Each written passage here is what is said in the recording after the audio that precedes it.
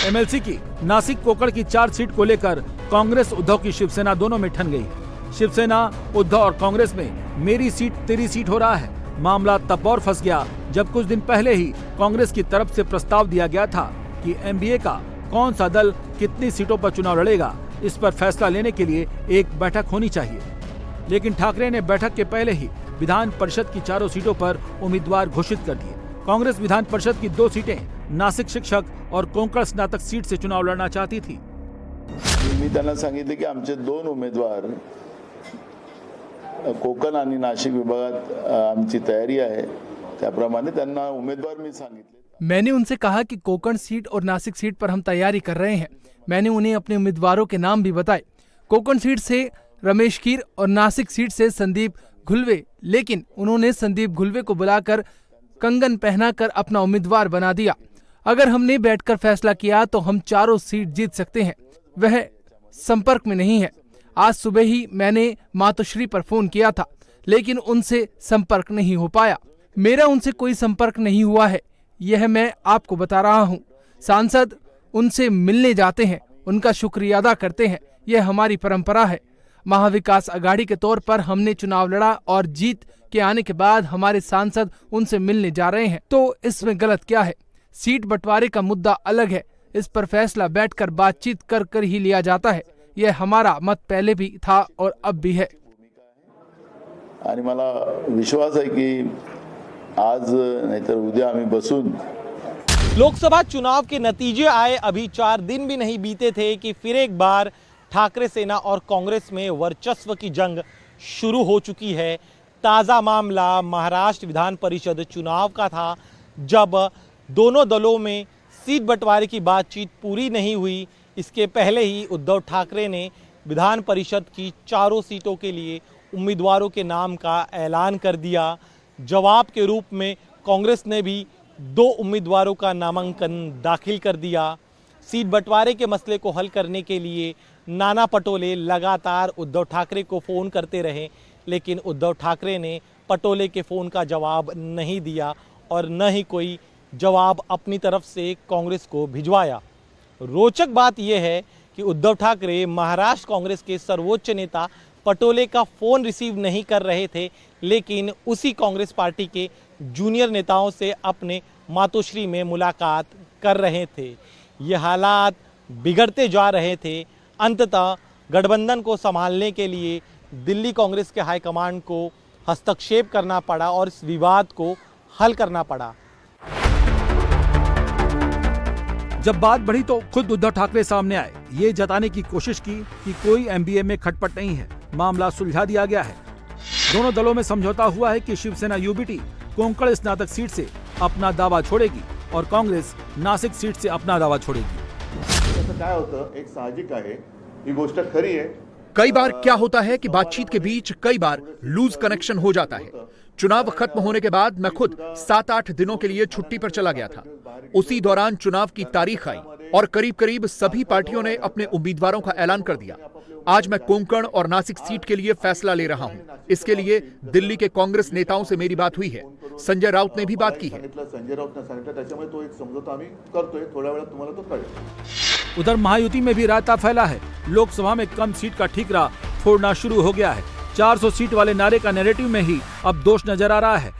10 साल में जो काम किया मोदी जी ने, हमने देखा है कि इतने निर्णय उन्होंने लिए कि पिछले 50-60 सालों में निर्णय नहीं हुए थे, उतने निर्णय 10 साल में हुए। लेकिन क्या हुआ, इसके अंदर कुछ फॉल्स नैरेटिव सेट करने की वजह से ये कुछ जगह पर हमें नुकसान हुआ है। महाराष्ट्र में भी नुकसान हुआ है। संविधान बदलेंगे, ये होगा, रिजर्वेशन जाएगा, फलाना होगा, कुछ भी नहीं होने वाला था। लेकिन 400 पार वाला आंकड़ा जो है, उसके वजह से लोगों के दिमाग में एकदम ऐसी बात हो गई कि ये सब आगे जाके कुछ गड़बड़ होगी। लेकिन मोदी जी को देश की सेवा करने वाले हैं। मोदी जी ने अपना जीवन जो देश को समर्पित किया है, और 10 साल में एक भी छुट्टी नहीं लेने वाला प्रधानमंत्री कौन है? तो उनका नाम नरेंद्र मोदी जी है। बहुत दिनों के बाद मुख्यमंत्री सच बोले हैं। 400 पार का नारा ही बहुत ज़्यादा उनके अंक पे आ गया। 400 पार के पीछे संविधान देश के आर पार, यही उनकी भूमिका थी। लगातार बोले जा रहे थे, वरिष्ठ मंत्री भी बोले जा रहे थे कि हम संविधान बदल देंगे। एनसीपी कैबिनेट में जगह न मिलने पर मुंह फुलाकर बैठी है। नया बवाल राज्यसभा की सीट को लेकर अजीत पवार ने शुरू कर दिया है। सुनेत्रा पवार, पार्थ पवार, छगन भुजबल का नाम चल रहा है। एनसीपी अजीत गुट सुनेत्रा या पार्थ को राज्यसभा भेजने पर अड़ा है। इसको लेकर भी पेंच फंसा हुआ है। नाम भेजने में कुछ ही घंटे बचे हैं, लेकिन अभी तक फैसला नहीं हो पाया है। आने वाले राज्यसभा चुनाव के लिए सुनेत्रा वहिनी का नाम चल रहा है, इस बारे में क्या? राष्ट्रवादी कांग्रेस पार्टी की उम्मीदवार कल घोषित की जाएगी। मैं प्रेस के साथ कल संवाद करूंगा। दरअसल प्रफुल्ल पटेल साल 2022 से साल 2028 तक 6 साल के लिए राज्यसभा सांसद चुने गए थे, लेकिन जब उन्होंने शरद पवार का साथ छोड़ा और अजीत पवार के साथ एनडीए ज्वाइन की, तब उन्होंने इस सीट से इस्तीफा दे दिया और इसी साल फरवरी के महीने में हुए राज्यसभा चुनाव में दूसरी सीट से राज्यसभा पहुंच गए। प्रफुल्ल पटेल ने जो सीट छोड़ी थी, उसी सीट पर होने वाले उपचुनाव की नामांकन करने का आखिरी दिन गुरुवार है। महाराष्ट्र की सियासत में 6 पार्टियां हैं। सभी 6 अलग अलग तरह से बिहेव कर रही हैं। सच्चाई तो यह है कि इन सभी 6 पार्टियों की जमीन हिली हुई है। विधान परिषद, विधानसभा, बीएमसी को लेकर इनकी टेंशन बढ़ी हुई है। विधान परिषद को लेकर सियासत गर्म रही है, लेकिन लोकसभा के चुनाव के नतीजे के बाद सबसे ज्यादा तनाव विधानसभा चुनाव को लेकर है। सबसे पहले बात मुंबई के विधानसभा की 36 सीटों की करते हैं। लोकसभा चुनाव में महाविकास अघाड़ी मुंबई शहर और उपनगरों में 36 में से 20 विधानसभा सीटों में आगे रही। मुंबई की 6 लोकसभा सीटों में से एमबीए ने 4 पर जीत हासिल की, जबकि महायुति वाली एनडीए ने बची हुई 2 सीटों पर जीत हासिल की। 2019 के विधानसभा चुनाव में एनडीए, जिसमें भारतीय जनता पार्टी और संयुक्त शिवसेना शामिल थी, उन्होंने 30 सीटें जीती थी, जिसमें बीजेपी 16 सीटों के साथ सबसे बड़ी पार्टी बनकर उभरी थी, जबकि एकजुट सेना ने 14 सीटें जीती थी। कांग्रेस और एनसीपी को 4 और 1 सीट मिली थी। 2024 के चुनाव में आंकड़ों के मुताबिक 36 में से करीब 10 विधानसभा सीटों पर मौजूदा विधायक की पार्टी के खिलाफ मतदान हुआ है, जिसमें शिवसेना शिंदे के 2 उम्मीदवार मुंबई उत्तर पश्चिम में रविंद्र वायकर और मुंबई दक्षिण में यामिनी जाधव, जोगेश्वरी पश्चिम और बायकुला की अपनी अपनी विधानसभा सीटों पर पीछे रहे, जो उन्होंने 2019 में जीती थी। महाविकास अघाड़ी के उम्मीदों के घोड़े पर सवार होने के पीछे की कई वजह है। मराठवाड़ा से महाविकास अघाड़ी के लोग उम्मीद बनाए बैठे हैं, क्योंकि इस बार मराठवाड़ा में महायुति का ग्राफ गिरता दिखाई दिया है। मराठा आरक्षण के मुद्दे ने बीजेपी को सबसे ज्यादा डेंट किया है। मराठवाड़ा रीजन की 8 सीटों में जिन 4 सीटों पर लड़ा, एक भी सीट नहीं जीत पाई, जबकि महायुति शिवसेना शिंदे औरंगाबाद की एकमात्र सीट जीतने में कामयाब रही, जबकि कांग्रेस ने लातूर, नांदेड़ और जालना में जीत दर्ज की। शिवसेना यूबीटी हिंगोली, परभणी और उस्मानाबाद और राष्ट्रवादी कांग्रेस पार्टी शरद चंद्र पवार ने बीट जीता। मराठवाड़ा रीजन में 46 विधानसभा सीटें आती हैं। 2019 में बीजेपी ने 16 सीटें जीती थी, संयुक्त शिवसेना ने 12, कांग्रेस ने 8 और एनसीपी ने 8 और अन्य ने 2 सीटें जीती। अब जिस पैटर्न पर लोकसभा चुनाव के वोटर्स ने वोट डाला है, उस हिसाब से महायुति की चुनौती ज्यादा है, क्योंकि महायुति में हलचल भी ज्यादा है। ऐसा कुछ बीजेपी से जुड़े लोगों ने भी, जो छोटे छोटे लोग थे, उन लोगों ने भी यदाकदा इस प्रकार की बातें कह दी थी, जिसको उठा लिया था विपक्ष ने और उसका एक जबरदस्त नैरेटिव सेट किया उन लोगों ने। वो एक फॉल्स नैरेटिव था, इससे इनकार नहीं किया जा सकता। तो ऐसा कुछ नहीं कि 400 पार कहना गलत है। 400 पार का एक सपना रखना चाहिए, और इस बार नहीं हुआ तो अगली बार 400 पार हो जाएगा। लेकिन संविधान बदलने का कोई प्लान नहीं है, ओबीसी समाज के लिए आरक्षण को रद्द करने का कोई प्लान नहीं है, यह भी एक उतना ही बड़ा सच है। तो इन दोनों सच को उजागर करते हुए अगली बार 400 पार। इस चुनाव में विदर्भ की 62 विधानसभा में से 42 सीटों पर एमबीए ने बढ़त बनाई है, जबकि महायुति की सिर्फ 20 सीटों पर बढ़त देखी गई है।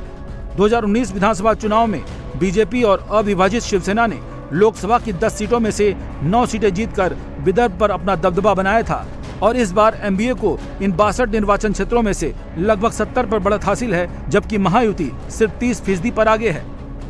लोकसभा चुनाव के नतीजों की कसौटी पे अगर देखें तो महाविकास आघाड़ी का पलड़ा हमें भारी नजर आता है।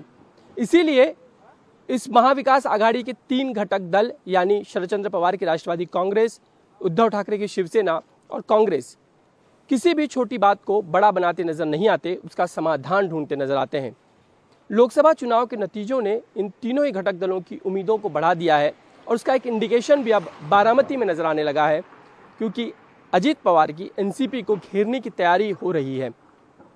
अजीत पवार के खिलाफ उन्हीं के सगे भाई श्रीनिवास पवार के बेटे युगेंद्र पवार को विधानसभा चुनाव में उतारने की तैयारी शरद चंद्र पवार करते नजर आ रहे हैं।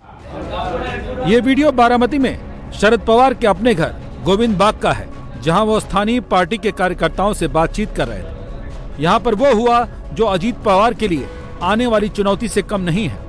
इस बातचीत के दौरान कार्यकर्ताओं ने मांग कर दी कि योगेंद्र पवार को बारामती विधानसभा सीट से अजीत दादा पवार के खिलाफ चुनाव लड़ाया जाए। योगेंद्र पवार अजीत पवार के भाई के बेटे हैं। बारामती लोकसभा चुनाव में सुप्रिया सुले को जिताने में इन्होंने जमकर मेहनत की।